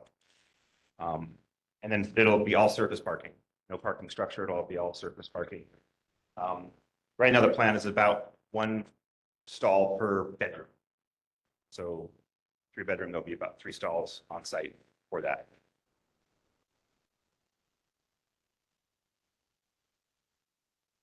Talk a little bit about open space, but we'll have community areas for the residents to gather, parklets, barbecue areas, play areas for the kids, dog runs. So we're kind of trying to show that here with the green.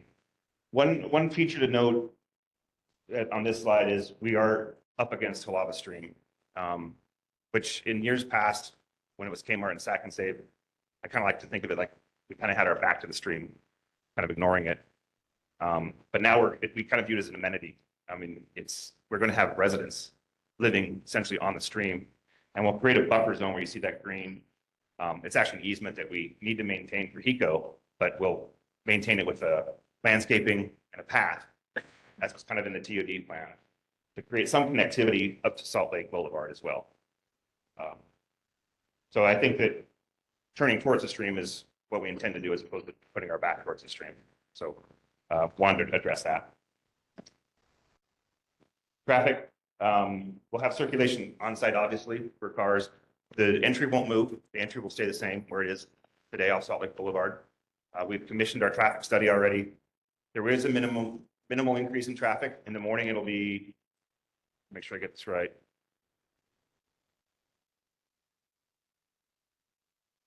It's around 211 cars trips in the morning, additional. And then, sorry, 172 in the morning and 211 in the evening time.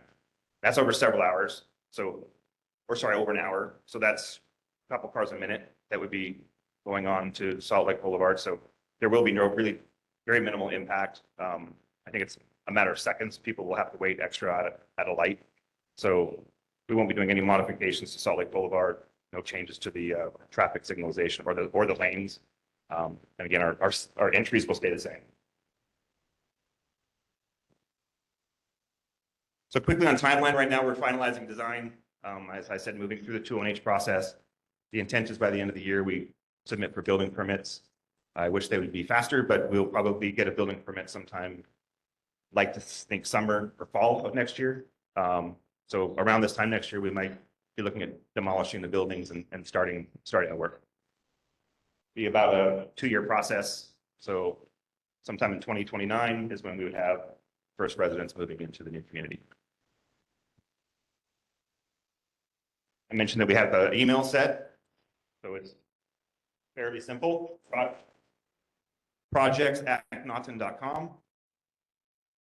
And we're going to have a newsletter. Thank you, Representative Ichiyama, for suggesting that. We will have that and a website. Those are not yet up and running, but they will be prior to construction start for any concerns specific to construction or even potential residents. So thank you for having us. And oh, yeah, sorry. We have already started community outreach. I think the one gentleman mentioned a letter that was sent to residents within 500 feet. That went out. We've met with state and city elected officials. We've met with DPP and HHFTC at this point. So we're trying to get the word out and collect feedback. Thank you for reminding me. Thank you. Are there any questions from the community or online?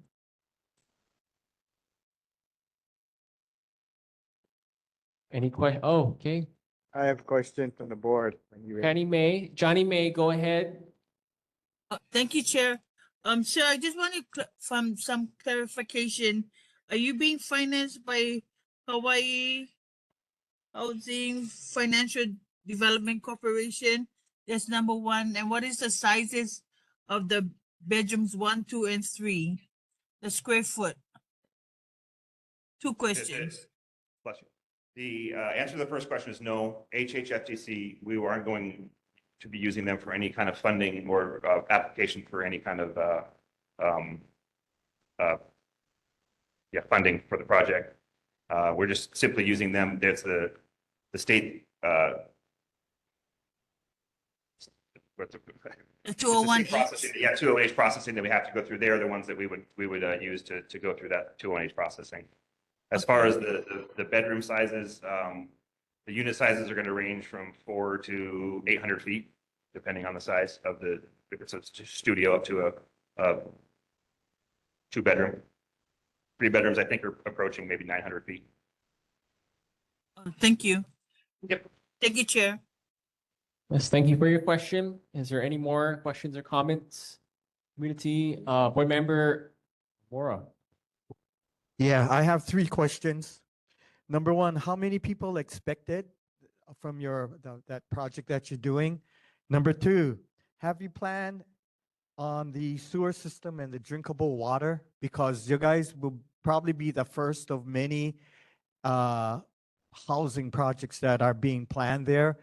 According to Stadium Development, the idea was, and I was kind of like freaking out on this, 100,000 people within that 1 mile square radius, which freaked me out when the plans first came out. And they've cut that down, but still they're expecting quite a few, like around 50,000 or so in the housing area. So my concern is the sewer system, the drinkable water, and then the traffic third in those orders. So that's my question.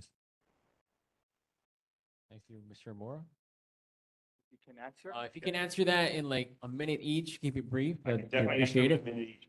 The people probably, just based on the number of units that we have, the number of bedrooms, probably it's fair to say would it be around 1,000 people that would be living at the community. As far as the sewer and the water, we have will serve letters and from the Board of Water Supply already, and HECO. I know you've asked about sewer specifically too. We have a approved sewer connection app for the number of units of our project. So we have the sewer capacity already allocated for the project. And then, sorry, the third question, there was a third one. Oh, drinkable water, what's that combination between sewer and water? Thank you. That was great. It looks like we have another question from, all right, Mr. David. Yes, sir. A quick question. For the project, as those the housing unit starts to get developed, and I see there's like 3 sections of those. If one is like getting developed already, is there potential for early move-in once one is completed, without being in the way of the constructions for the other housing units? It's a good question. We have looked at phasing, just for the reason you point out. Safety-wise, we're planning on just a complete mass opening as opposed to phasing. We did look at it. So I would say that it's still kind of something that we would consider, but we don't want to make sure that the residents are safe and the workers are safe. And so it would have to be done phased. But as you can see, the main building in the middle is where the leasing, the community amenities would most largely be. And so kind of need that to be able to lease. So it would be hard to have that open and then be building the 2 buildings on either side at the same time. But it is possible.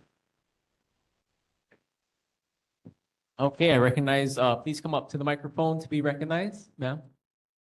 Thank you.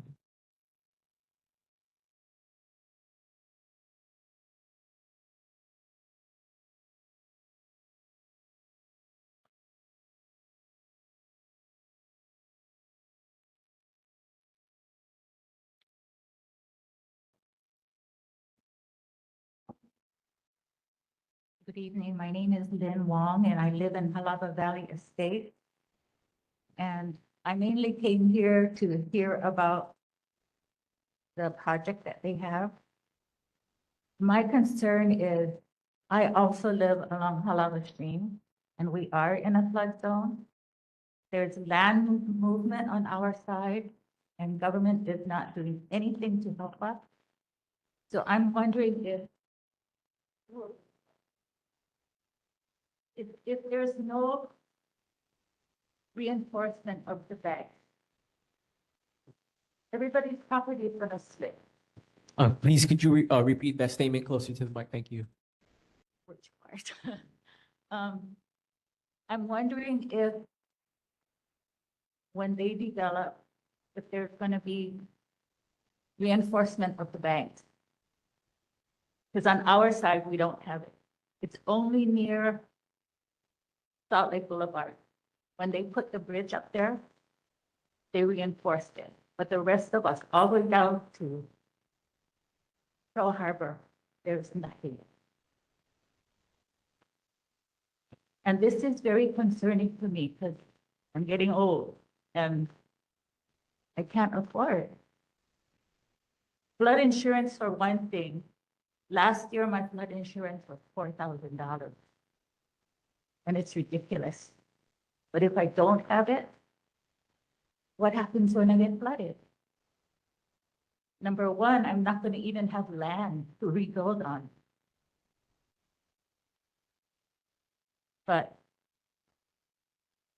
we got put in a flood zone in 2014. At that time, at the community meeting, it was brought up that the stream had not received maintenance already for 25 years. And since 2014, nothing has been done for it. So my concern is, I'm not against the redevelopment, but somebody needs to help them and help us. And I don't know who it is. But I'll be honest, in my opinion of politicians has become so bad. Because we have been so bad that I consider you not politician, but politician. Because everybody just has their own little thing and they talk. Nothing's done. And if you look at how the lava stream is coming down from the mountains, it's all rainforest above Calvin Boulevard.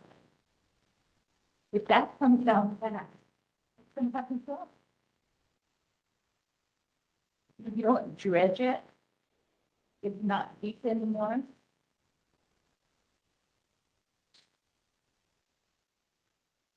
Right now, in back of my house, there's an overgrowth. I can't get down there. There's no solid ground under there anymore.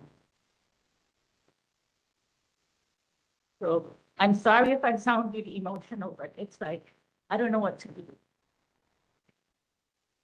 And I know it's not just me. Thank you. Thank you, ma'am, for your question concern. We'll see if we can bring it up next meeting and ask the appropriate agency. And if you could continue attending the meetings and engaging, we appreciate it. Does anyone have anything to comment or to add to that, or any? Okay, any other questions or comments for the presenter? You have anything else? Thank you very much. Appreciate your time. Thank you. Okay, moving on to our last item for presentations is Kehi Lagoon Beach Park improvements, environmental assessments and special management area, permit application by PBR Hawaii and City and County Honolulu. Are we online? Yes, we are. I'm trying to share my,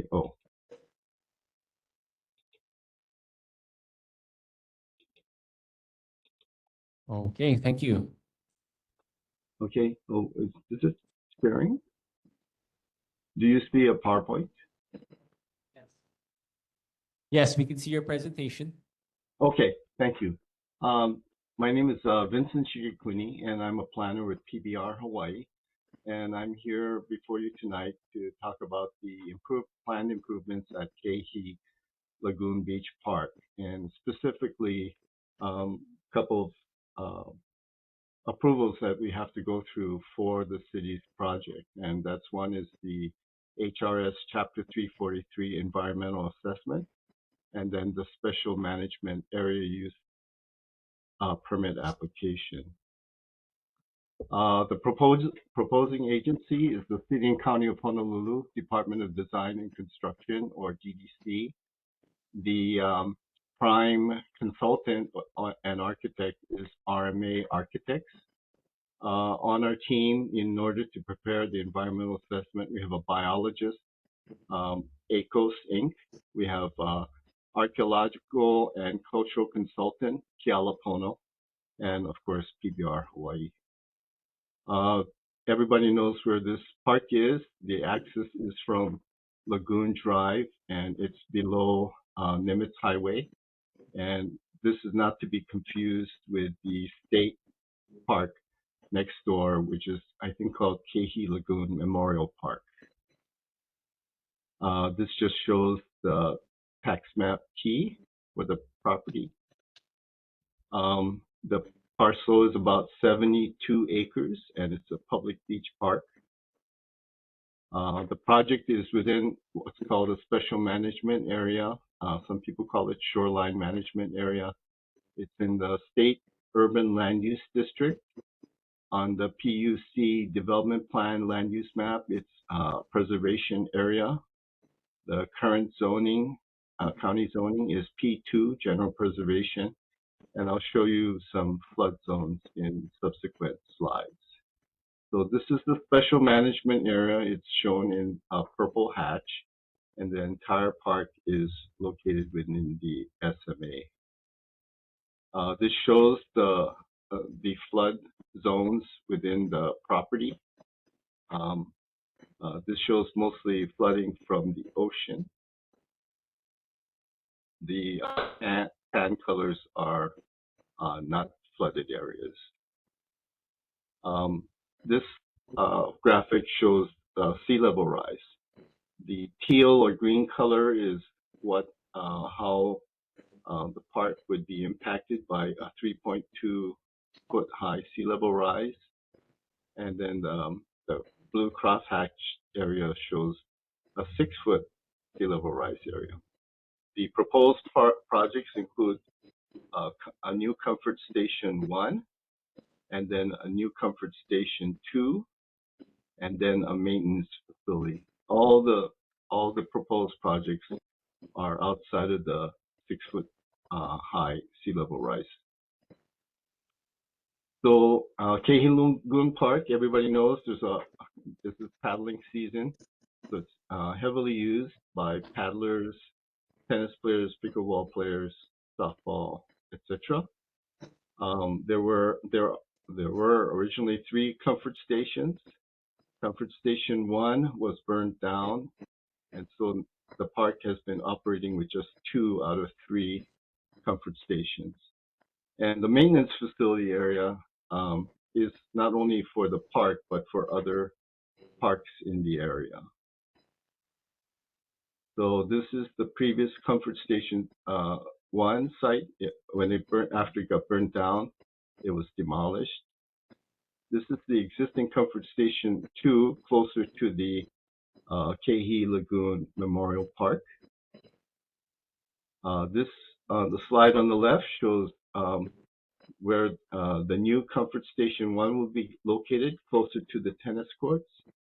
And the slide on the right shows the proposed Comfort Station 2, which will be closer to the pickleball court. This just shows a couple slides of the maintenance facility. They're just a hodgepodge of various buildings.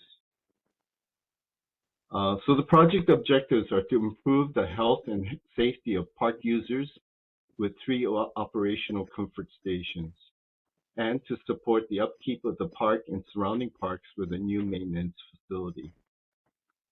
The project description is rebuild Comfort Station 1 closer to the tennis courts, rebuild Comfort Station 2 approximately 500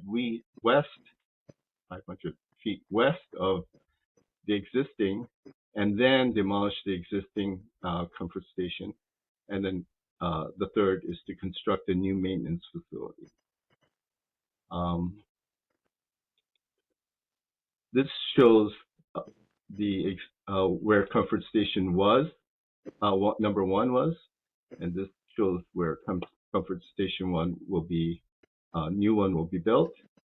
This shows where Comfort Station 2 is located now, but then a new Comfort Station 2 will be sited here, and then this one will be demolished.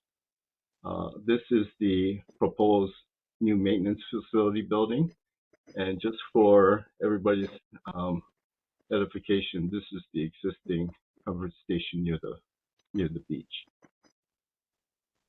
The construction cost estimates are $4 million for the comfort stations and $8 million, and this is an approximate figure for the maintenance facility. Comfort stations will be built upon approval of permits, and the maintenance facility will be based on funding availability. The estimated construction duration for the comfort stations will be 9 months, and for the maintenance facility, 18 months. The reason I'm here tonight is that there's a major SMA use permit is required because the project is located within the SMA. But in order to apply for the SMA application, we have to go through the environmental assessment process. And we started it back in December of last year. The pre-assessment consultation process, and what we did was we sent letters to various agencies, and that process ended in end of January.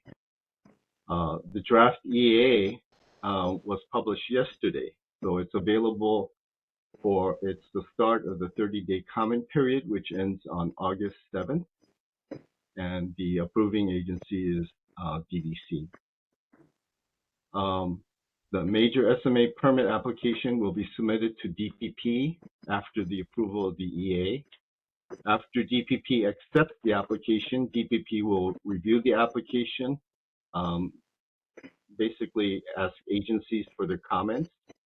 DPP will hold a public hearing and then make a recommendation to City Council whether to approve the SMA permit or not. City Council hearing will have a minimum of 2 hearings. So the public has opportunity to comment on this EA during this public review period. It will also be able to comment during the public hearing process and then also at City Council. So there's at least 4 opportunities for the public to comment on this project. And with that, that's the end of my presentation. Oops.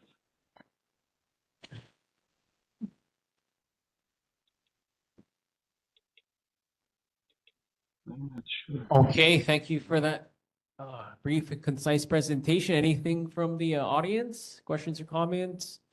Looks like we got one online. Mr. Ms. Perry, go ahead. Thank you, Chair. Johnny May Perry.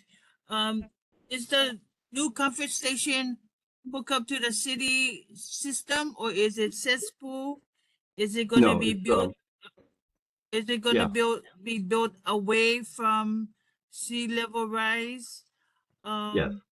You know, there's a concern about skyline, no more bathrooms.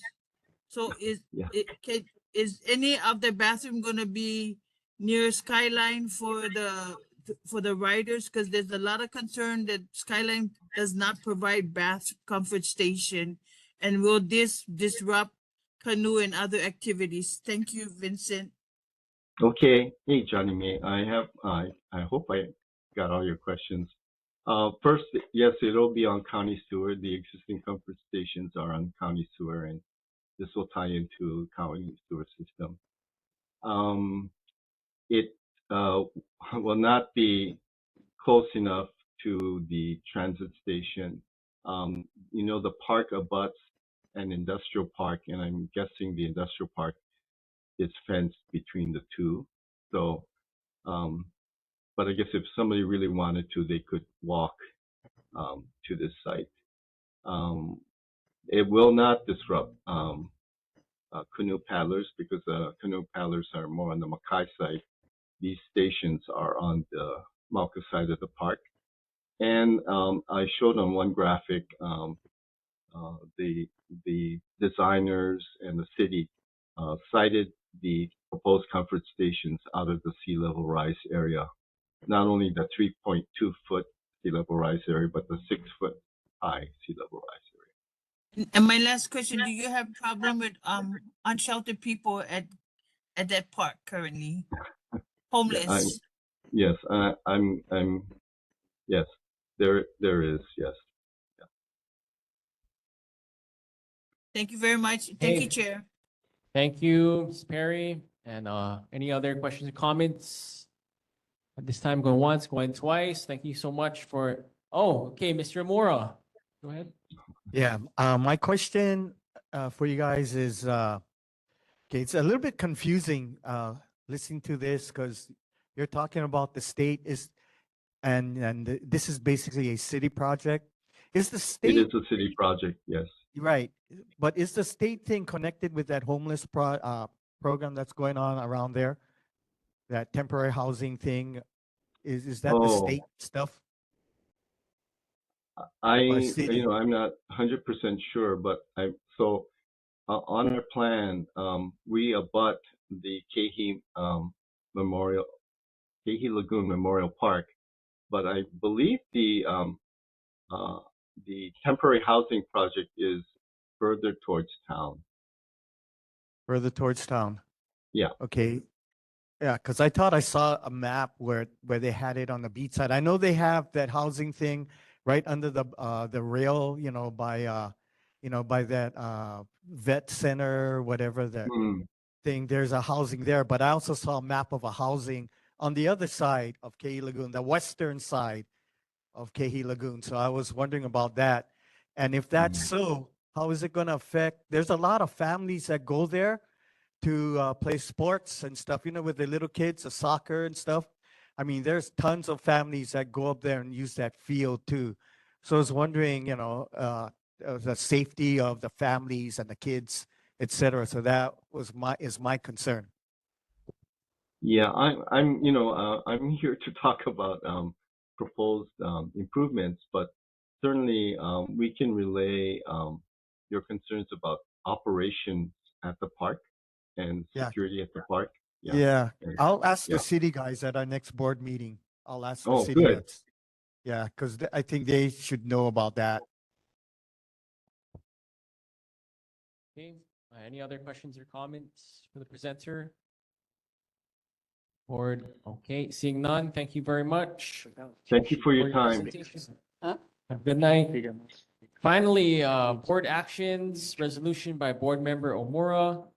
Just to honor everyone's time, we want to defer, if anyone wants to defer it to next meeting. Otherwise, if you can summarize it in less than 5 minutes, Mr. Moro. The former chair wanted me to read the whole thing. He kind of demanded that If unanimous, please. It's basically what we talked about at our last meeting about the helicopters flying over Salt Lake, and that we would like the powers that be, whether it be military, airport, it's in here. Let's see, Federal Aviation Administration, City and County of Honolulu, Hawaii State Legislature, Hawaii Department of Transportation, Command Leadership at Joint Base Pearl Harbor Hickam, Management of Daniel K. Inouye International Airport, and any additional agencies or elected officials deemed appropriate by the board, which could be at a later time. Okay, and what we want to do is we want to just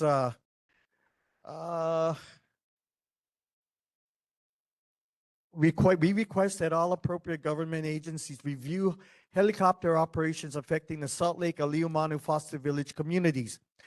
The board respectfully requests that helicopter operators, including military, commercial, private, sightseeing, news, and law enforcement operators, avoid unnecessary low-altitude flights and prolonged hovering over residential neighborhoods whenever feasible and safe to do so. The board requests that helicopter activity over residential communities be limited during nighttime hours except for emergency services, military necessity, law enforcement activities, medical transport, airport operations, or other essential government functions.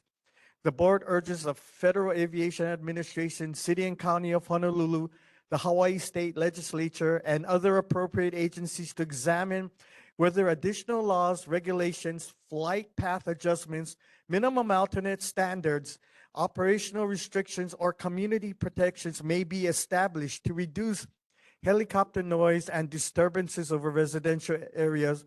And 5, finally, the board requests greater communication and coordination between aviation authority, military officials, helicopter operators, and affected residential communities regarding helicopter activities and neighborhood impacts. And that's what we're going to vote on tonight, that we want to see some kind of action moving forward rather than the current status quo that's been happening, where helicopters have been operating and literally, especially around the golf course area where they hover, a lot of, I'm not sure, like a lot of times they're waiting for the airport to open up. So I don't know why they use that area to hover, and then when their thing opens, then they fly back and land, or they're just hovering above the golf course area. We don't know why. And so, and it irritates and bothers a lot of people, elderly, also people with pets, etc. And so that's why we're kind of like, we would like something to be done. And that's the resolution up for vote. Thank you, Mr. Amora. Before we go into a deliberation, is there any questions or comments from the community online or in person here? Please be recognized at the mic.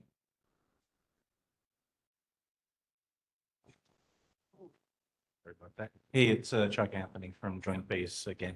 Can we just get that resolution on an you can have one. electronic copy? Oh, as electronic. well? Yes, would that be okay? I'll be glad to take a hard copy, but if you could also get electrons, I'd really appreciate Can I it. get your email?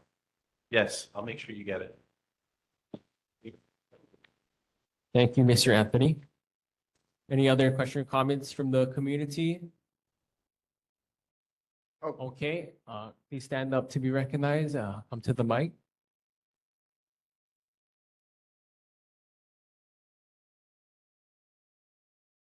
My name's Danny Hahn, and aloha to the board. Actually, I came here tonight to make complain about the helicopter, which I reading the handout, you guys are already on it. Sir, please speak into the mic. So Thank you. reading the handouts tonight, and I think you guys are already on it. I was gonna make the complaint. I live right in the condominium building, right on the edge of the Honolulu Country Club golf course. Yeah, it's pretty terrible at times. They be flying like 9:30 in the morning all the way to 6 o'clock in the evening, 6:30 at times. Did you guys get any response back from some of the government agency on your complaints? No. Sir, I believe Mr. Ed Case, I got a response from him. And one of his responses, his letters, I have to look into it though and get back to you on that one. As far as other agencies, I'm unaware. Is any board members aware? Okay. Yeah, I called. I noticed the helicopter noises was started about April. So I called the Honolulu Helicopter Tour Association. Left a message, no response. I called Congressman Ed Case office, Honolulu, no response. I even wrote him a letter last month. I haven't got no response back yet. And also one more last one. The Honolulu Country Club Golf Course, whenever they got their tournaments, golf tournaments, they play their boombox music down there on the lawn, and it's terrible. I made, a lot of times I would call the police department. And the last one I called, I think they had a tournament in May or April. And the operator 911 told me, they have a tour tournament down there. We can't do nothing about it. So I told them I want to at least make them aware of the situation. So they sent over a policeman. So I talked to him. Yeah, it's pretty terrible when they play their boombox music down there. Sometimes it goes like almost 6 hours. It's that's all I got. Thank you. Thank Oh, you. yeah, if the board can do something about that. Yeah. Thank you, sir, for your comments. We can please continue coming to the meetings to engage. Mr. Mora, please make a motion. Yeah, I'd like to make a motion to put our resolution up for vote, but first, I guess comment by the rest of you guys. Is there a second? Chandra, second. Okay, Davis, Chandra, we are going to do a roll call. Sorry, any deliberation, discussion, amendments to the Helicopter. Yeah, I know. okay, call for vote. Mr. Magoy, They're coming by the night. Clarence Douglas. Patty Gawa. Yep. Chandra. Joseph Yes. and James. Okay, so we got 600 adopted. Mr. Chair? Mr. Mora, Yeah, can we add that into next month? Can we add that into next month's minutes to ask all our government military reps this helicopter thing? Because, it's a lot of it, like for you, right? You're getting strange, like no answers basically. And we kind of brought it up, but we really haven't hit our public officials with these questions. So they may not know the seriousness of how you people, our people, like even me too, I hear it, how it irritates a lot of us and how it could affect us both health-wise, mentally, et cetera, that type of thing. So if you could add it in next month. Okay, loud and clear, Mr. Mora. Okay, Ms. I do believe that Chair Yomes or previous Chair Yomes did do a like telephone survey by calling various businesses, and one was that he did check in with was Honolulu Country Club. And, you know, they have their golfers who have complained about the hovering because they do hover. And the reasoning for that, they claimed that they were told because they did call the airport area and they were told that because it is not a residential space, that they were told to hover over the golf course. So we live, many of us live along the golf course edge, and it is quite noisy. Yeah, very, very noisy. So, yep. But we need to address it further.